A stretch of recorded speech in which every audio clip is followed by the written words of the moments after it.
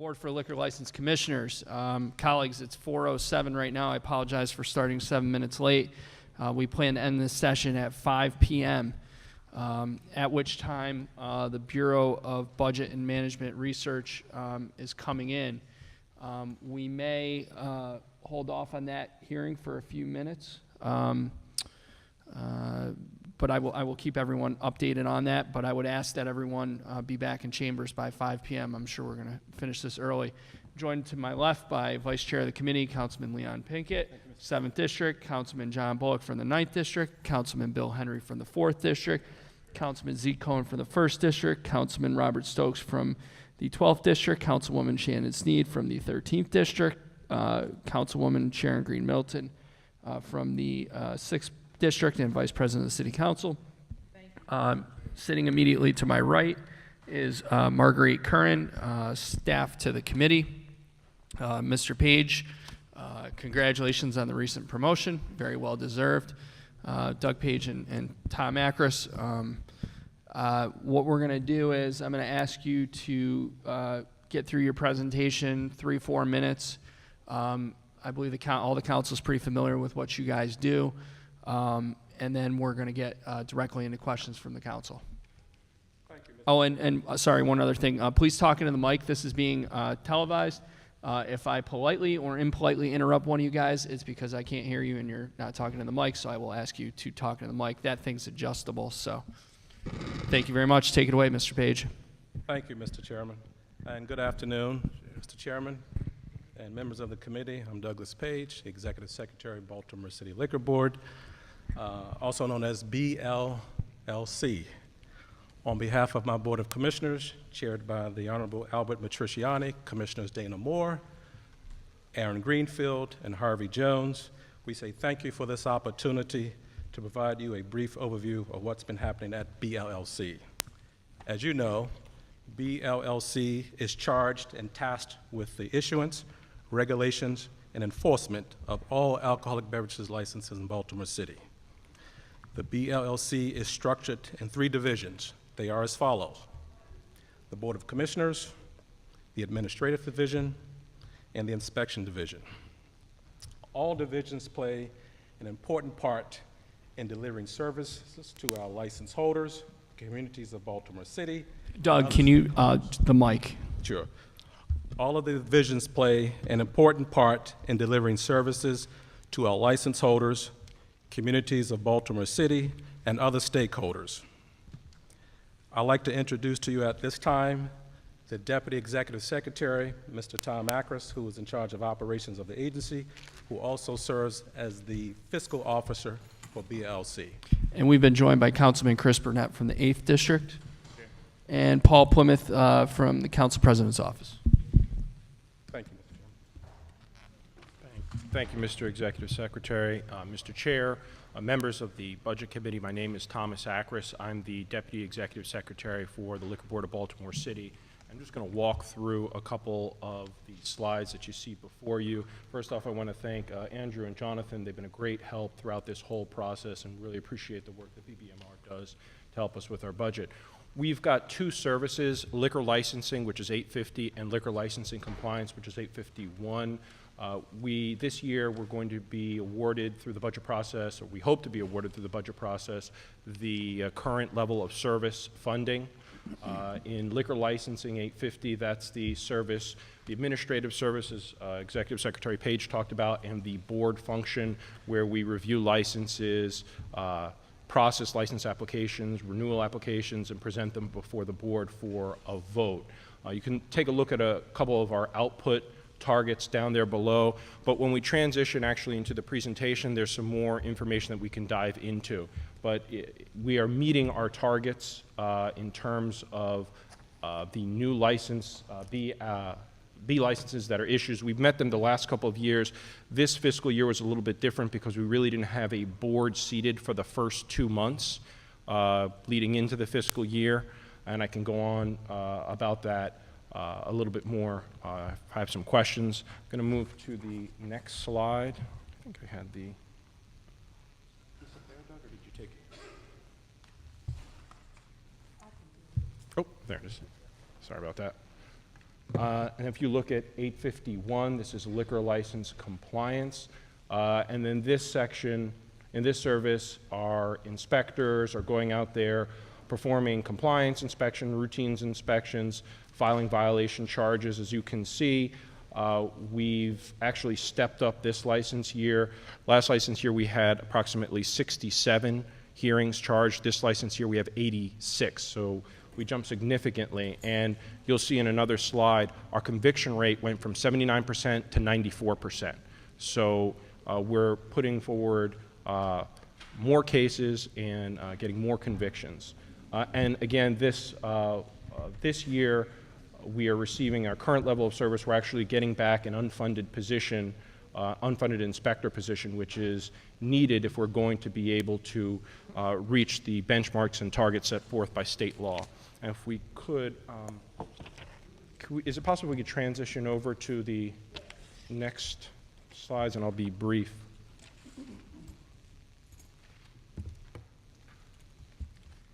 So I believe before you, all of you have a copy of the presentation here. And so this is just a very brief overview. May I use this clicker too? Thank you, ma'am. I'll just quickly go through, and this is our current organizational chart. But as I said about comparing last license year to this license year, it's all in the numbers. And if you look at this, this would be slide 5 in your presentation. You can see that overall non-violation hearings, we had 149 this license year as opposed to 137 from last license year. So we're doing more hearings, and as I said, again, the violation hearings were up 86 to 67, and our conviction rate has gone up. The big news is on slide 6, where we've seen a 28% increase in the number of inspections that have been performed by the agency. Back in 2014, 2015, you can see we were around 3,600. Last year, we dipped down to about 3,450.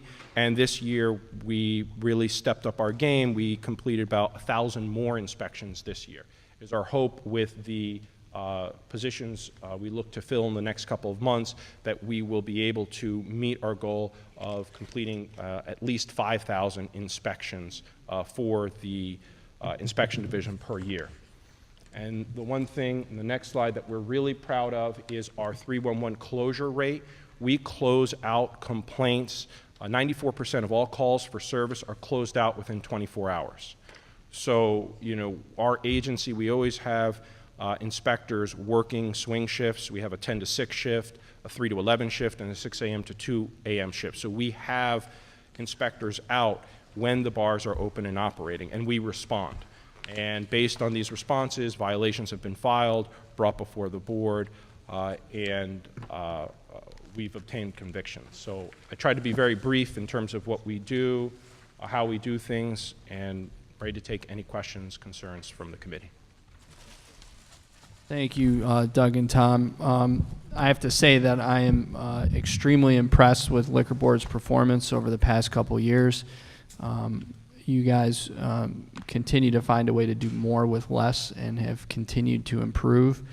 I know that one of the things we've spoken about in the past is some of the additional funds that your agency was looking for.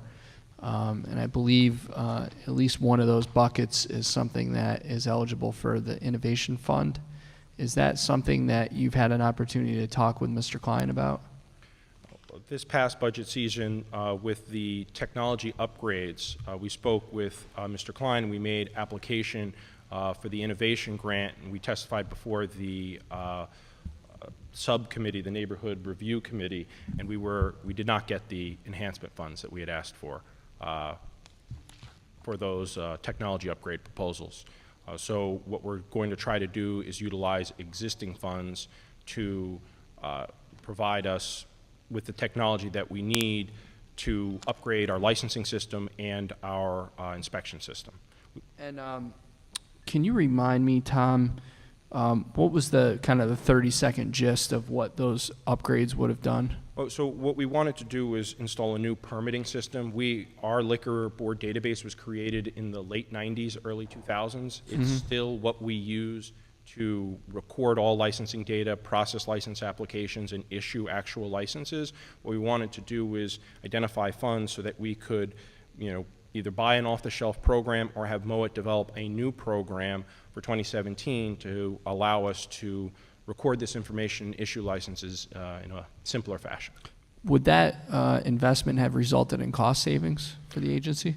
It would have resulted in cost savings for the agency when it comes to error reports that are generated. Sometimes the system breaks down and we have customers in line, we can't process applications, and it affects licensees' abilities to go out and take their license and enter into commerce and engage in commerce. So if we had those tools, we could properly monitor and do the things that we need to do. But we can do that now, and we will work with the resources that we have to try to do the best job that we can. That's really disappointing that that project was ineligible. Do you have any information on why it wasn't? This was an enhancement proposal, not a innovation fund proposal. There were... Oh, this wasn't for innovation fund? No, it was not. Okay. Got it. Well, either way, thank you guys very much, and the customer service is exemplary. I don't know how many, with all the nighttime establishments in my district, how many late night and weekend calls we have had. It's more than I'd like to recount, but I do appreciate it. Councilman John Bullock. Thank you, Mr. Chair. I just want to echo Councilman Costello's sentiments as far as the work you're doing. Was impressed by some of the figure changes. So you're going from 79 to 94% conviction rate, inspection performance up 28%, and then the number of hearings has gone from 63 to 120. I'm just curious as to the source of the changes. Has it been the increased staffing? Has it been some other practices that have changed? How do you account for this transition? There are a couple things that affected our outputs this last year. Just to kind of take a step backwards, early in 2016, we were without a commission for the first time in 83 years for about 2 months, so we couldn't hear any cases. So we had a backlog of those cases. So when we started in earnest in May and June of entering into 2016, that's when we really front-loaded a lot of cases. That's one portion of it. The second portion of it is the new SOPs that have been implemented by this past board, which really streamlined a lot of our processes and made a lot of our processes uniform. Before the implementation of the SOPs, we really didn't have a uniform set of policies that people in the administrative staff followed, inspection staff followed, so on and so on. But now that we have these SOPs, it's been a very helpful tool for our staff to guide performance. And what the executive secretary and I do also is weekly meetings. We do a ton of these meetings with the inspection division, with the administrative division, to make sure that we are posting and following guidelines by the state and by the city, and meeting our benchmarks. Thank you, Councilman. Councilman Bill Henry. Thank you, Mr. Chairman. Good afternoon. Good afternoon. I feel like I have been told some of this information at different points over the years, and the answer has changed, and it may be something that in the past went back and forth depending on the board. So I'm checking in right now. Does BLLC regulate BYOB practices at restaurants and other venues? We do not regulate BYOB practices. It used to be in Article 2B, it was 2102, but I can get you the section, and I'll make a note of that now, where it states in the alcoholic beverages article, there's a provision that allows for BYOB restaurants with establishments that have under 50 persons. It has to be approved by the health department, has to be approved by the fire department, and once they receive those approvals, they can actually offer BYOB services. A really good example, I don't know if you know the restaurant, it's on Maryland, it's called Bottega. I've heard of it. I haven't been there. It's right. I think it's Maryland and Lambvale, but that's an establishment where there are less than 50 seats. They've been approved by the fire department and health department, and they allow for BYOB. Okay, so that's just it's a purely administrative thing through fire and health, possibly as if you're setting up your restaurant, you can just do that when you're getting your initial fire and health approvals. Correct. We get a lot of phone calls from these restaurants that don't have the 75 persons or may not have the $200,000, but they would like to provide a BYOB service, and they ask us these questions all the time, and we direct them towards health and fire. Okay, that's great. Thank you. And then the second question I had was, and we had talked a little bit about the Baltimore Good Neighbors Coalition. It's a group that had come to the council last year looking for changes, first separate legislation, and then as changes to transform to our zoning code to address a number of alcohol-related nuisances. And I know that I encouraged them to reach out to the liquor board and staff, and I know that they've had at least one conversation. But my hope is that you guys will continue to dialogue, because I think that there's a lot of merit in what they're trying to achieve in terms of using zoning to fill in the gaps where there may not be opportunities under state liquor law to address a nuisance. But I think that they may have a sort of a historical expectation of what the liquor board can and cannot or will and will not do, that may be inconsistent with what the current liquor board is capable of and willing to do.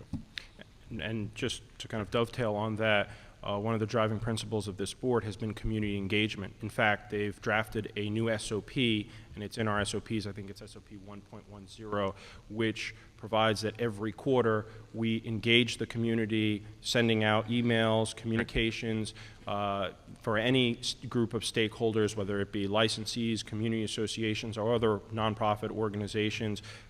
We will visit your meeting, we'll have a discussion with you. If there are questions, are there concerns that you would like addressed, we will discuss those matters. So this is something that community engagement piece that falls right into that is something that this board advocates and pushes for, and we'll continue to have those discussions. Excellent. Thank you. Thank you, Councilman. Councilwoman Shannon Sneed. Thank you. I just, quick question.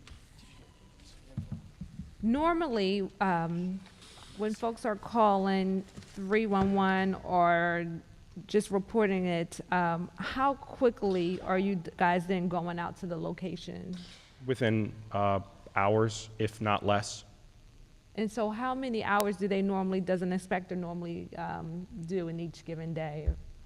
How many hours do they work? Are they filled? Mm-hmm. So our inspectors work on 3 different shifts. We have a 10 a.m. to 6 p.m. shift.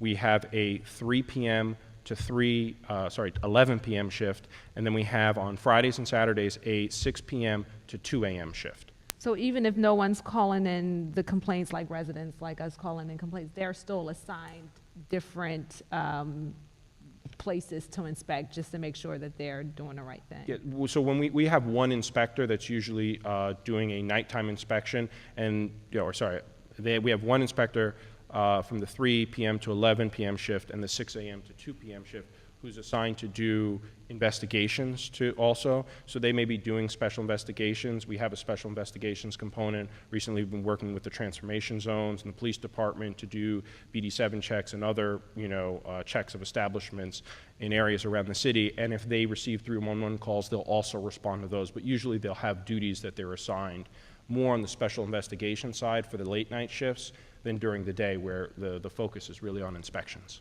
And when they're finding violations, are they handwriting these notes and then having to wait to go back to the office, or they have computers to immediately go to their cars and put all the information in? No, we don't have tablets, and we actually experimented with tablets with Mowat for about 2 years ago, and the problem was we didn't have reliable service with Mowat.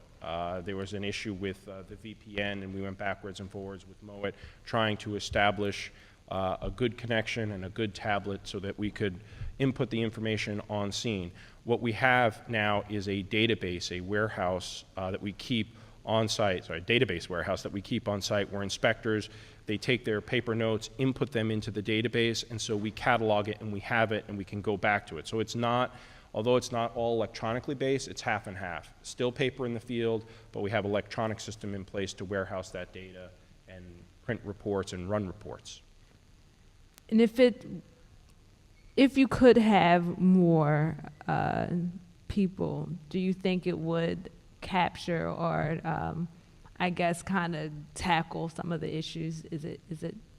Well, we could have, if we had, and the idea is when we do hire these, the two prospective inspector positions and fill those two prospective inspector positions, we'll have the manpower to go out there and not only assign an inspector to each district, but also have floating inspectors that can deal with 311 calls.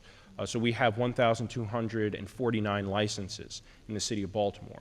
Each of those licenses, the goal is to investigate or conduct an inspection 4 times a year. That's 4,996 inspections. So, when you have, inspectors who take time off or maybe using DHR approved leave, we want to get to that target, but that's just inspections. We're not talking about 311 calls. We're not talking about special investigations. We're not talking about deliveries or postings. So the more manpower we have, the closer we can get to reaching those benchmarks. Yeah, I wish you guys had more manpower because I feel like some of the bad business owners in our district, a lot of what happens is attributed to those bad liquor stores. And I think with the 2 positions that we can fill, Madam Councilwoman, we can actually get closer to those numbers. And we've been working with BBMR to get those positions funded, and we're very close to having those positions filled. So my and the Executive Secretary's hope is that we're going to really push these inspection numbers up next year. And I don't know if we can be better than 94% within 24 hours, but we will definitely try. Thank you. Thank you. That's it for me, Chairman. Vice Chair. Councilwoman Middleton. Hello there to the both of you. See you hiding around the corner. Good afternoon. I, again, just want to thank you, first of all, for your outreach in the community, in my communities, especially the Park Heights area that has the most liquor stores in a community in the entire state. And your team took time to go to the community meetings and really explain the process, and I just really think that helped a lot. The outreach was just so wonderful that the Deltas also helped participate in solving some of the issues as well. And of course, Neighborhood United is just very well versed, so it really meant a lot in they understand the process and they're looking out at things and so on. In fact, my strong advocacy for the ones that were chosen as non-conforming, there is one that is actually working to conform into helping with the food desert. And they got permission and letters from the police department, the Neighborhood United. We all met, and he showed us the actual healthy foods. He's partnering, he's keeping the little stash of the liquor section, but it's just going to be a full-blown grocery store. And basically, I'm going to have to put in a bill, for this one place, but I just see it as a big example of someone willing to change what they do and accommodate the community. There were things that I found out that they do that I didn't know through this process. They give scholarships to Frederick Douglass High School. I mean, it's just a full round, and it's the first owner of a liquor store that actually reached out to me and wanted to make this change. So I just kind of wanted to share that. It's in the Park Circle area. Do you have any comment on? Thank you for that comment, Councilwoman. We, as an agency, part of our new initiative is the outreach, community outreach. So we have, in fact, encouraged our licensees to create your own narrative. Reach out to the community. You're there from 6 a.m. sometimes to 2 a.m. in the morning, 7 days a week. So we have, in conjunction with the community association meetings, we meet with the licensees as well to encourage them to reach out. And I know exactly which location you're talking about, and we were happy to provide your office that information. and the background of the licensees passed, and I think he'll be a good fit, a continued Right, good they fit reached in out to the neighborhood. president first, and then we all kind of worked together. It was truly a partnership in working with the community, and everybody kind of were cheering on this one location to proceed with what they want. In fact, they even volunteer now at the one of the food bank areas at the school. So. And then Oh, right, and they also, of course, we, in Park Heights, we started our first baseball league. I spoke to Mr. And George Mitchell last week about the This baseball same league. location was a sponsor of the league, so they are really showing, and I've had conversations where this person is actually going to move in Park Heights as well. Great. So, And we have Yeah. another example of that, exactly what you're talking about. In the 9th District, Councilman Bullock's district, I think it's the 2300 block of Edmondson.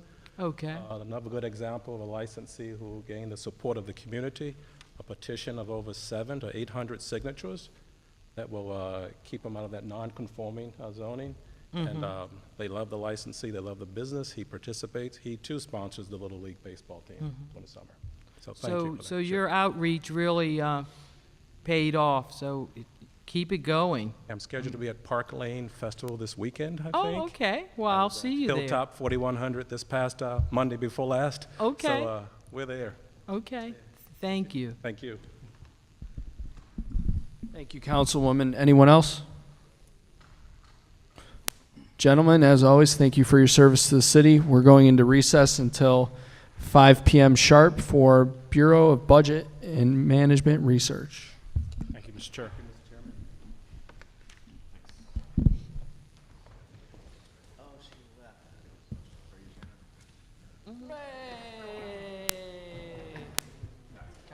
Can I get some love?